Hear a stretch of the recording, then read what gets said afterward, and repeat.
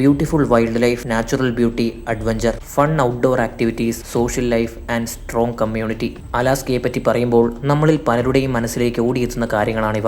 ഏരിയയുടെ ബേസിസിൽ USA ഏറ്റവും വലിയ സ്റ്റേറ്റാണ് അലാസ്ക.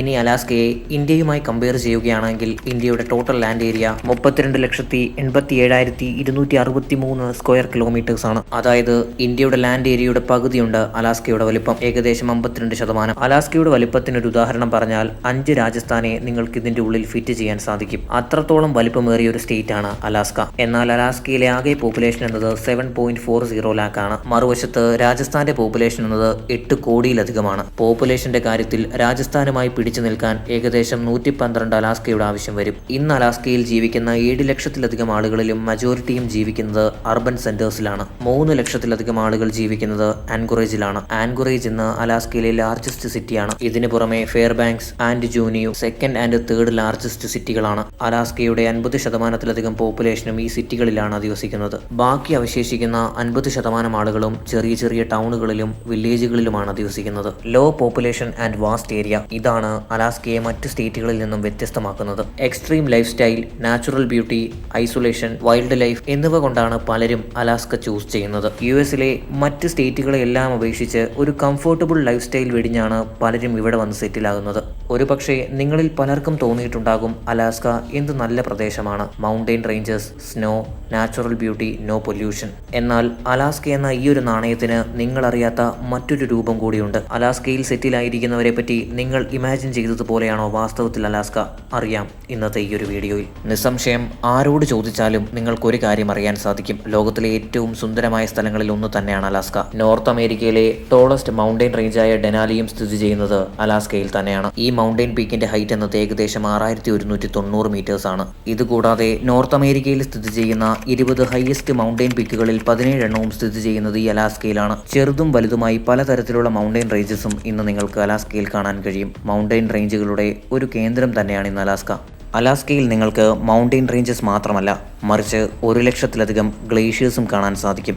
ഇത് 4 മുതൽ 5% അലാസ്കയുടെ ഏരിയയും കവർ ചെയ്യുന്നു. അലാസ്കയിൽ 3 മില്യണിലധികം ചെറുതും വലുതുമായ ലേക്സും 3000-ലധികം റിവേഴ്സും നിങ്ങൾക്ക് കാണാൻ സാധിക്കും. ലോകത്തിൽ ഏറ്റവും കൂടുതൽ തണുപ്പേറിയ സ്ഥലങ്ങളിൽ ഒന്നാണ് ഇന്ന് അലാസ്ക. ഓൺ ആൻ ആവറേജ് ഏകദേശം -51 ഡിഗ്രി സെൽഷ്യസിന്റെ ടെമ്പറേച്ചറാണ് നിങ്ങൾക്ക് ഇവിടെ കാണാൻ കഴിയുക. ഇങ്ങനെയാണെങ്കിൽ പോലും വളരെ സ്റ്റേബിൾ ആയിട്ടുള്ള ഒരു വൈൽഡ് ലൈഫ് നിങ്ങൾക്ക് ഇവിടെ കാണാൻ കഴിയും. 430-ലധികം ബേർഡ്സിന്റെ സ്പീഷീസും കൂടാതെ അമേരിക്കൻ ഫ്ലാഗിൽ നിങ്ങൾ കാണുന്ന ബാഡ് ഈഗിളിനെയും ഇവിടെ നിങ്ങൾക്ക് കാണാൻ കഴിയും. 40,000 വരുന്ന ബ്ലാക്ക് ബിയേഴ്സിനെയും 2 ലക്ഷം വരുന്ന ബ്രൗൺ ബിയേഴ്സിനെയും നിങ്ങൾക്ക് ഇവിടെ കാണാനാകും. വുൾഫ്, മൗണ്ടെയിൻ ഗോട്ട്സ്, ഡിയേഴ്സ്, ഇങ്ങനെ വ്യത്യസ്തങ്ങളാർന്ന ജീവികളും വ്യത്യസ്ത സ്പീഷീസിലുള്ള മത്സ്യങ്ങളെയും നിങ്ങൾക്ക് ഇന്ന് അലാസ്കയിൽ കണ്ടെത്താനാകും. 54 മില്യൺ ഏക്കേഴ്സിൽ ഏകദേശം 16 നാഷണൽ പാർക്കുകളും ഇന്ന് അലാസ്കയിൽ നിങ്ങൾക്ക് കാണാനാകും. Northern lights, polar lights, mid night sun തുടങ്ങിയ ഫാസിനേറ്റിംഗ് ഇവന്റുകളും നിങ്ങൾക്ക് ഇവിടെ കാണാനാകും. നോ ഡൗട്ട് അലാസ്ക വളരെ സുന്ദരമായിട്ടുള്ളൊരു സ്ഥലമാണ്. പ്രകൃതിയെ സ്നേഹിക്കുന്ന ആർക്കും എന്നും ഇഷ്ടപ്പെടുന്നൊരു സ്ഥലം. അതുകൊണ്ടാണ് നഗരം വിട്ട് പലരും ഇവിടെ താമസിക്കാൻ വരുന്നത്. ഈ സുന്ദരമായ പ്രദേശത്തിലെ ഏറ്റവും പ്രധാന പ്രശ്നങ്ങൾ എന്താണെന്ന് നമുക്ക് നോക്കാം. അലാസ്കയുടെ ഏറ്റവും വലിയ പ്രശ്നമാണ് ഹൈ കോസ്റ്റ് ഓഫ് ലിവിംഗ്. അമേരിക്കയിൽ സാധനങ്ങളുടെ വില വളരെയധികം കൂടുതലാണെന്ന കാര്യം നമുക്കറിയാം. പ്രൈസിംഗിന്റെ കാര്യത്തിൽ US 45 മെയിൻലാൻഡ് ഏരിയാസിനേക്കാൾ കൂടുതൽ പ്രൈസിംഗ് ആണ് ഇവിടെ. നിങ്ങൾ ലേറ്റസ്റ്റ് റിപ്പോർട്ട്സ് മാത്രം പരിശോധിച്ചാൽ 126.6 ആണ് അലാസ്കയുടെ പോയിന്റ്. അതായത് US 5th most expensive state ആണ് ഇന്ന് അലാസ്ക. ഹവായി, മാസച്യൂസിൻ, കാലിഫോർണിയ, ന്യൂയോർക്ക് തുടങ്ങിയ സ്റ്റേറ്റുകളാണ് അലാസ്കയേക്കാൾ മുൻപിൽ. നിങ്ങൾക്ക് അലാസ്കയിൽ സെറ്റിൽ ആകണമെങ്കിൽ on an average $60,000 to $70,000 per annum ആയിരിക്കണം. എങ്കിൽ മാത്രമേ നിങ്ങൾക്ക് അലാസ്കയിൽ പിടിച്ചു നിൽക്കാൻ കഴിയൂ. അലാസ്കയുടെ ആവറേജ് കോസ്റ്റ് ഓഫ് ലിവിംഗ് നോക്കുകയാണെങ്കിൽ ഏകദേശം $55,000 ആണെന്ന് നിങ്ങൾക്ക് കാണാൻ കഴിയും. ഒരുപക്ഷെ വളരെ വലിയ തോതിലുള്ള ഹൗസിംഗ് ക്രൈസിസും നിങ്ങൾക്ക് ഇവിടെ നേരിട്ടേക്കാം. സിംഗിൾ ബെഡ്റൂം ആണെങ്കിൽ $900, അത് രണ്ടായാലോ $1,254. ഇതിന് പുറമെ റൂം ഹീറ്റേഴ്സിന്റെ പേ ആയി $289 നൽകണം. ഇനി ആരെങ്കിലും ഇൻലാൻഡ് ടൗണിലോ വില്ലേജസിലോ ആണ് ജീവിക്കുന്നതെങ്കിൽ ഇതിലും കൂടുതൽ എമൗണ്ട് അവർക്ക് പേ ചെയ്യേണ്ടതായി വരും. റീസെന്റ് തന്നെ ന്യൂന മിക്വ എന്ന ടൗണിലെ ജനങ്ങൾക്ക് വിന്റേഴ്സിൽ മാത്രം ഹീറ്റിംഗിന് സ്പെൻഡ് ആയത് $1500 ഇനി അലാസ്കയിൽ ഒരു വീട് വാങ്ങാനാണ് നിങ്ങൾ ആഗ്രഹിക്കുന്നതെങ്കിൽ അതിന്റെ പ്രൈസിംഗും വളരെ കൂടുതലാണ്. ഒരു ആവറേജ് സ്മോൾ ഹൗസിന് തന്നെ ഏകദേശം $3,77,447 പേ ചെയ്യേണ്ടത്. ഇനി ക്യാപിറ്റൽ സിറ്റിയിലാണ് നിങ്ങൾക്ക് വീട് വാങ്ങേണ്ടതെങ്കിൽ അവിടുത്തെ പ്രൈസിംഗും വളരെയധികം കൂടുതലാണ്. അലാസ്കയിൽ ലാൻഡുകൾക്ക് ഇത്രയധികം വില കൂടാനുള്ള കാരണം ലാൻഡുകളുടെ സെപ്പറേഷൻ തന്നെയാണ്. ഏകദേശം 65% ലാൻഡ് ഓൺ ചെയ്യുന്നത് US ഫെഡറൽ ഗവൺമെന്റും ഏകദേശം 24.5% ലാൻഡ് ഓൺ ചെയ്യുന്നത് സെൻട്രൽ ഗവൺമെന്റ് ഓഫ് അലാസ്കയുമാണ്. കൂടാതെ 10% കോർപ്പറേറ്റീവ്സിന്റെ കയ്യിലുമാണ്. ഈ ഒരു കാരണങ്ങൾ ഉള്ളതുകൊണ്ടാണ് പിന്നെ മിച്ചമുള്ള ലാൻഡുകൾക്ക് ഇത്രയധികം വിലക്കയറ്റം. ഇതിനു പുറമെ ഹൗസ് കൺസ്ട്രക്ഷൻ ഉള്ള building materials, furnitures and labour ഇവയെല്ലാം പുറത്തുനിന്ന് ഇമ്പോർട്ട് ചെയ്യണം. കാരണം പല പ്രദേശങ്ങളും റോഡുമായി കണക്ട് ചെയ്യപ്പെട്ടിട്ടില്ല. അതുകൊണ്ട് തന്നെ പ്ലെയിനുകളെ പലപ്പോഴും ആശ്രയിക്കേണ്ടതായി വരുന്നു. ഇത് കോസ്റ്റ് ഓഫ് ലിവിംഗ് കൂട്ടുന്നു. ഹൗസിംഗിന് ശേഷം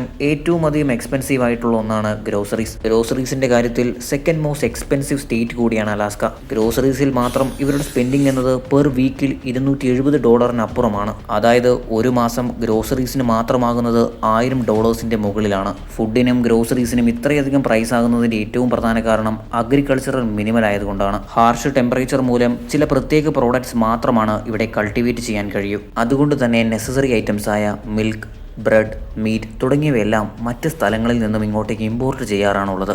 അതുകൊണ്ട് തന്നെ വളരെ വലിയ തോതിലുള്ള പ്രൈസിങ്ങും നിങ്ങൾക്ക് കാണാൻ സാധിക്കും.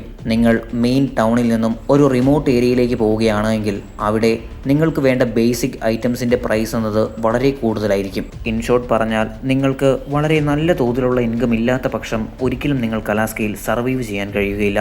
ഇപ്പോൾ നിങ്ങൾ സ്ക്രീനിൽ കാണുന്ന ഈ പ്രോഡക്റ്റുകളുടെ പ്രൈസിങ്ങിൽ നിന്ന് തന്നെ നിങ്ങൾക്ക് ഏകദേശം ഒരു ഐഡിയ ഉണ്ടായിട്ടുണ്ടാകാം എത്രമാത്രം എക്സ്പെൻസീവ് ആണ് ഈ ഒരു സ്ഥലമെന്ന്.